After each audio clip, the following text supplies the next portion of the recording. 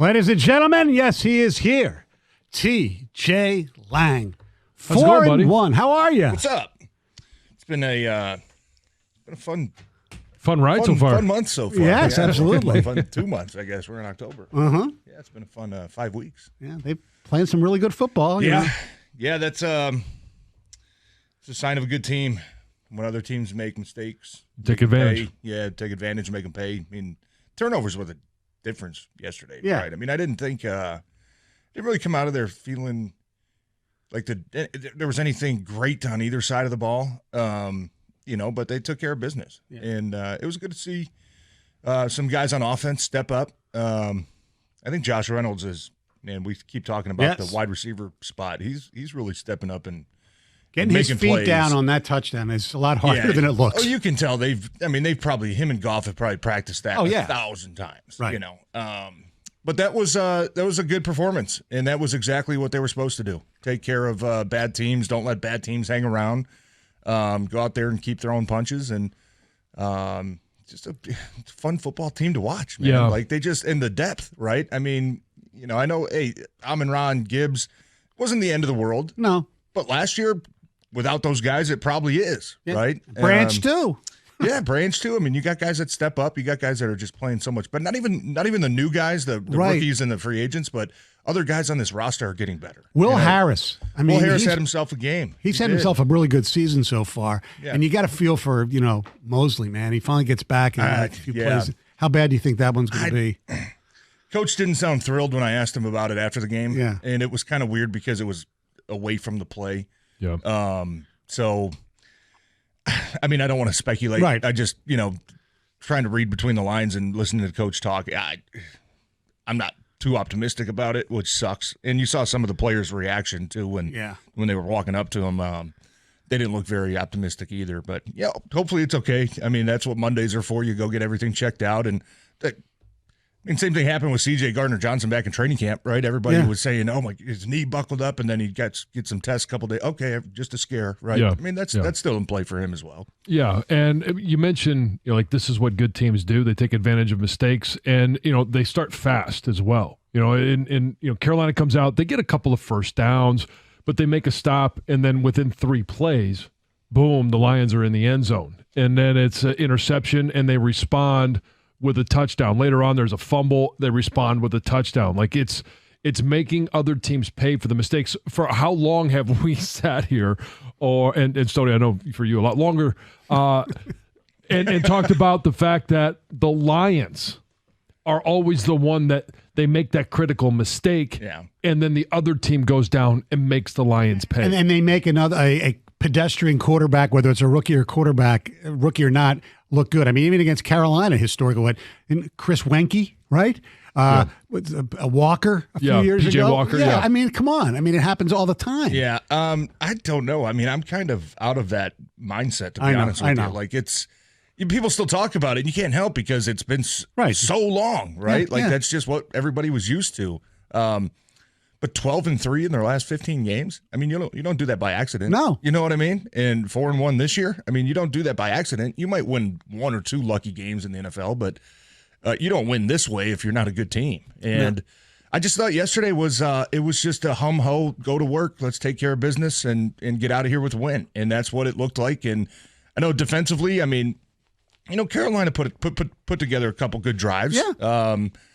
I thought the pass rush was not as great as it has been the last couple weeks. Right. Well, Bryce Young also is very evasive. That's the one thing he does pretty well. And he's a small target, too. Yeah. I mean, well, first I thought the roughing the passer calls were atrocious, especially the one on Charles Harris. Right. Anzalone, I could see because it was helmet to helmet a little bit, but the Harris one was ridiculous. Yeah, but I thought, the pass rush probably not as good as it has been, but good things happen when you take the ball away 3 times, and good things happen when you capitalize on other teams' mistakes, and that's the difference in the game. And you don't give it back to them. 100%. Right. Yeah. Offensively, we asked, hey, take care of the football and, start fast, play smart. And third quarter, they almost got the monkey off their back with scoring in the third quarter. They got down to the 1 yard line, and then the quarter ended. But it was good to see them come out at halftime. I know the first drive, I think, was they ended up kind of going on a drive and then stalling out and punting from the other side of the 50. And the next one was 3 and out. That was really the one drive that kind of, hit a little bit of a lull, but it was good to see the improvement of every game so far we've seen, first half's been really good, and then the second half, maybe 3 or 4 straight empty possessions, and you're like, man, this is how you let bad teams kind of hang in there. Right. And they didn't do that yesterday. They took care of business. I thought Jared Goff was really good. I thought the run game was really good. I know Carolina ended up they gained a bunch of yards. 99 yards they ended up. A lot of it was in the fourth quarter. Yes. I mean, it's a 4-score game. They're just trying to run the clock and get out of there themselves. So the stats, I don't think, tell the whole story on that. But no, just not going to say an overly impressive win, but they did what they were supposed to do, and that's a sign of a good team. And it was pretty much stress-free for the fans, for the players, for everybody. As far as, I know the players don't think about that stuff, but fans do. Well, when the fans start doing the wave in the fourth quarter, good things are going on. Yes. Right? Yesterday, to me, was also validation, not that he needed any, that David Montgomery is better than Jamal Williams. Oh, yeah, I think we've known that for a while. And that's we love Jamal. Yes. The fans love Jamal. The teammates love Jamal.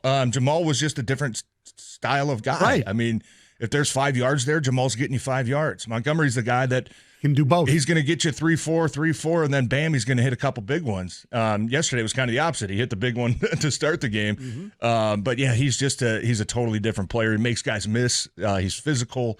It's fun to watch him run. And Craig Reynolds, even yesterday, you could tell having guys like Jahmyr Gibbs and having Dave Montgomery in that running back room are making other guys better too. I mean, Craig Reynolds looked awesome when he came in late in the game, and a couple really nice runs and getting your foot in the ground, getting north, running strong, running powerful, running behind your pads. It's just you once again just talking about the depth that they have on this team, guys coming in and playing. Now, you guys, I'm sure have probably talked a lot about J-Mo. Mm-hmm. But he blocked well, but that's not why they drafted him to block. Well, right.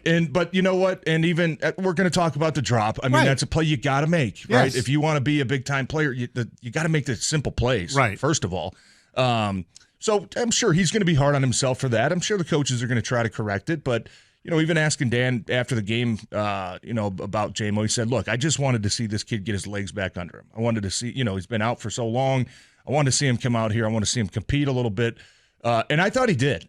Outside of the one drop, there was maybe 3 or 4 run plays where he's out either sealing the edge or he's digging out a safety and he's doing the dirty work that's going to show the coaches, man, like you know what I mean? I'm invested in this. I'm not just going to be the guy. I don't just want the ball. I'm going to go help this offense in any way I can. And I thought he stood out yesterday. He did. He played more snaps than they probably wanted to. I think they said 15 or so. I think he ended up at 28. Yes, which is good. I mean, it's good to see that he can handle that workload, especially coming off of the suspension and not being, not playing any football over the past month. I think he's going to continue to get better. I do. I'm not panicking about J-Mo. Would have been great to see him catch that ball and maybe make a guy miss and do something special. But overall, I think Coach saw what he needed to see, and me, watching him, I think he's a different kid. I think he's growing up. I think he's maturing a little bit, and I think that's going to go a long way for him. 248-539-9797 is the telephone number, or if you want to text us your questions for TJ and John, Necessary Roughness, the podcast. Yes, we'll the live version right now. Yes, we'll come out with another one here later today. Special guest Mike Stone. Yes. Yes. Here's the other thing I really liked about yesterday was the creativity of the offense. And obviously, the touchdown pass to Laporta, the double reverse, and then you throw it downfield. We saw that later in the day with San Francisco. But the one that we haven't even yet mentioned is the snap between Goff's legs. Yeah, that was wild. Oh, yeah. And just – are you sitting around? Are these guys sitting around in the coaching staff room and they're going, "How can they're just so what bored. if we just snapped it between his legs? Let's make him look like he's making a call or doing something, and all of a sudden, let's snap the ball between his legs, make him look like he's going to hand the ball off, and then there goes Montgomery. Like it just was kind of cool. I've never seen. We've seen that play. That's kind of this Philly special where the quarterback comes up, pretends like you're making. I've never seen one that actually went.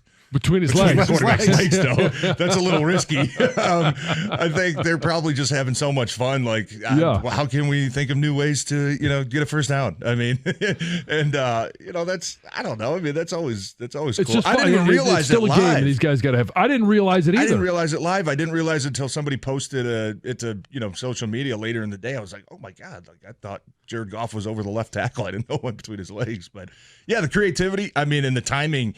The timing of those calls is everything, right? You can't just go out there and run it and expect it to be good. Like the pass to Laporta. I mean, that's coming off a turnover, right? That's when you got all the momentum. That's when you can afford to kind of take that killer shot and go for the neck, right? And they've got something like that, it seems like, every week where, hey, we've got this play in, but if we don't get the right time to do it, we're not going to call it just to call it. I think yesterday, the play calls offensively, man, it felt like they were in a good rhythm, and some of those little fun plays, I mean, you know what it does to a huddle. You hear that play call, and automatically you get a smile on your face, and you're like, oh, this could be fun. Yeah, let's try to make this work, right? Exactly. So that's a good thing, man. Those guys are out there having fun. I know you're not a doctor, but your feelings on Jonah Jackson, do you think that's going to be anything? He left with a boot.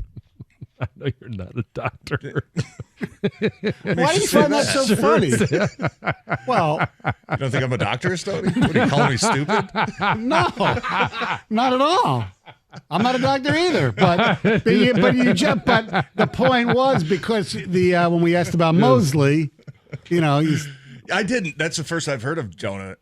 Honestly, I didn't hear Coach talk about it yesterday. That's the first time I've heard that. Yeah, there was reported that he finished the game. Yeah, I don't think he missed any time. But it was reported last night that he left the locker room in a walking boot. Oh, okay. And so, I mean, honestly, until Dan Campbell speaks today, I'm sure he'll be asked, but that's all we know. Yeah, he played. That's first I heard about it too. He played in 95% of the snaps yesterday. It's about the same we got with Decker leaving Kansas City. Like, we didn't realize that he was even hurt during the game. Right. And then all of a sudden you get the report, oh, he's in a walking boot. Yeah. So he probably missed the last couple snaps when they were taking a knee. I didn't really get to see the lineup, but Bridgewater was in there. Right. Dylan Drummond came in so maybe Jonah missed those couple snaps, but I didn't notice anything during the game that would be concerning. And like John just said, I mean, anytime a guy finishes the game, I think it's pretty encouraging. Yes. If you go out with an injury, that's a little bit different. But I don't know. I mean, we'll have to wait to see what Coach has to say about Jonah.